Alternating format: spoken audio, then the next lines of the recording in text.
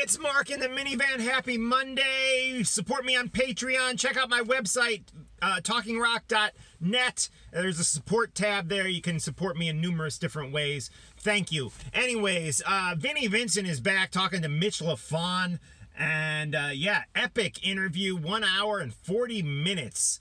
Which, I did about 50 minutes last year with Vinnie about a year ago. And I will tell you, Vinnie can talk a lot, but you don't get much from him.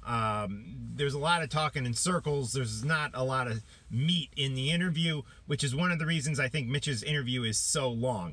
However, I only listened to the first 50 minutes of Mitch's interview, where he covers the coldness he felt at the Gene Simmons Vault experience and bitches and moans about that. I mean, I will say it's always awkward when you run into somebody you haven't seen in many decades. It's even more awkward when you may have tried to sue that person numerous times and lost. I will give Vinnie one bit of credit, though. When he talks about lawyers and what he's saying basically is if you have a stronger team of lawyers, you will win in court. It's not always a fair thing. I do actually agree with that. And I'm not saying that he should have won any lawsuit against Kiss. That's life, man. That's life. Crooks can get off if they have a good legal team. They can. And I'm not saying Kiss is a crook. I'm not even saying Vinnie should have won any lawsuit against Kiss. I'm just saying the point he makes there is legit. Whether that applies to his situation, I don't know. I'm not, But anyways, other things he says. I do things that are not expected.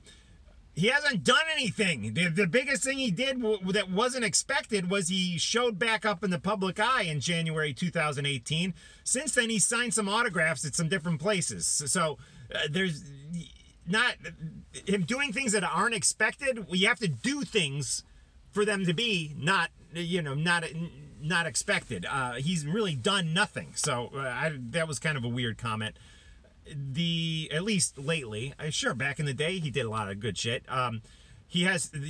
Breaking news, he has 3 albums written. And at one point, he says that, and Mitch actually, as any good interviewer would, he's listening closely, and he circles back to that, at which point Vinnie kind of does a disclaimer saying, well, he doesn't know if he's going to record and release them. He just has 3 albums written, which I thought was kind of weird.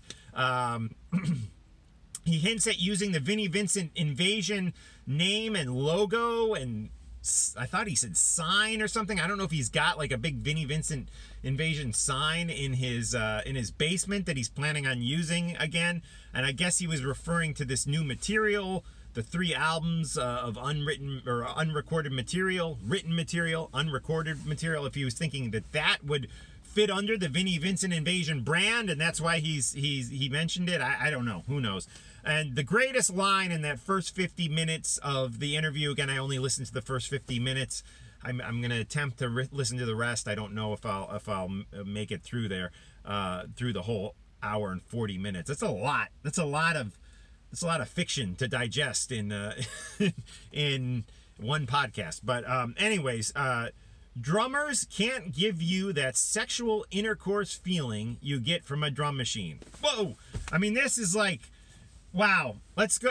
If I was Freud, you could really dissect things, right? I mean, this is a crazy statement. I'm all for people having sex with other people, not machines. I'm kind of more into the organic idea of having sex with another human, not a vacuum cleaner, a drum machine, or the washing machine. But yeah, Vinnie thinks that it's a much more sexual feeling when you're with the drum machine, which wow, we could really open that up. I'm not a sexual expert, but to my people out there who study Freud and stuff, get back to me on that one, because that was enormous. And I will say that he said that same, not quite that, not talking about sex, not referring to it as sexual, but he did say he likes drum machines much better, and that when I interviewed him a year ago, and that the lick it up